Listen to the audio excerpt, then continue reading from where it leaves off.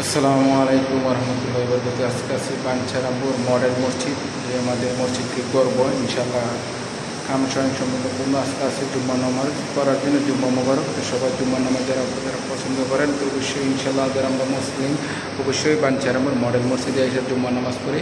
আমি আসলাম জুম্মা নামাজ পড়ার জন্য। ওয়ালাইকুম সালাম। এই যে বাইরে আসতেছে নামাজ পড়ার জন্য, জুম্মা নামাজ পড়ার জন্য সবাই আসতেছে জুম্মা নামাজ পড়ার জন্য মডেল মসজিদে।